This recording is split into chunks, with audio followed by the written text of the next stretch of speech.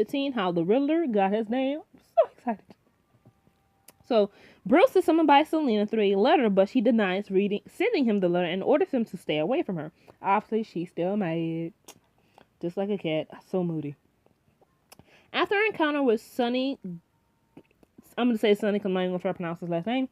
Bruce is drugged by his doppelganger and wakes up in a dungeon with a view of a snowy mountains while the former usurps his identity.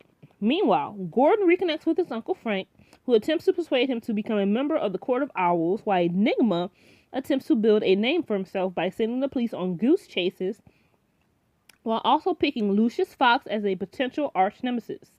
After being taunted by hallucinations of the Penguin, Nygma decides to let him go and embraces his new persona as the Riddler. Meanwhile, Penguin wakes up in Ivy Pepper's apartment after surviving the gunshot wound. So, in this episode, we have a lot, of course, going on. We have Raiden telling Gordon to, join the Court of Owls and to pretty much prevent their little master plan, which is sort of to rebuild Gotham from the chaos. Which is like, okay, how you gonna do that? And then Nygma, he's sort of in this state where, because before he was looking up to the Penguin as sort of a blueprint, I guess you could say, on villainy.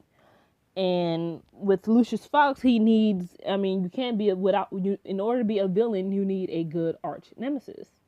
So in this situation, he picks Lucius Fox, because that's the closest thing he has. But of course, we all know his arch nemesis is going to be the one and only Batman. So obvious. So, but he's kind of young right now. He's not there yet. Anyway, I think that's pretty much it. Yeah. Oh yeah. Penguin waking up in Ivy Pepper's apartment is actually hilarious. It's like so funny because he's like, and she's just like, because of the fact that, okay, yeah, her body is grown, but her mind is still that of a child. So that's interesting to see how that is going to go with Penguin and Ivy Pepper. And I'm kind of curious, at what part is she going to refer to herself as Pamela Isley? Is that going to be like a name change? It's sort of like, okay, the girl who I was before, that young girl, Ivy Pepper, that persona is dead, and she's gonna come up with, calling herself Pamela Isley, as a, that'd be like her adult body. Then of course, from there she's gonna eventually probably fall in some poisonous chemicals or snakes or something, and then become Poison Ivy. That's the only thing I can see probably going on with her. I really do love this storyline with the Court of Owls because it does bring in an intriguing thing. And with Bruce, obviously with him being brought to this thing, the Court of Owls has something to do with it. And not only that, is we're going into Bruce's transformation of becoming, the Batman. We're getting closer and closer to him becoming Batman.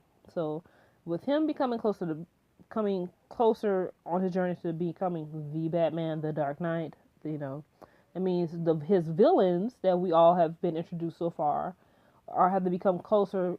Some of them already have their villain names. Mr. Freeze calls himself Mr. Freeze. Or did he call himself Mr. Freeze yet? Or do they call him Fries? They still call him Fries. I don't think he calls himself Freeze yet.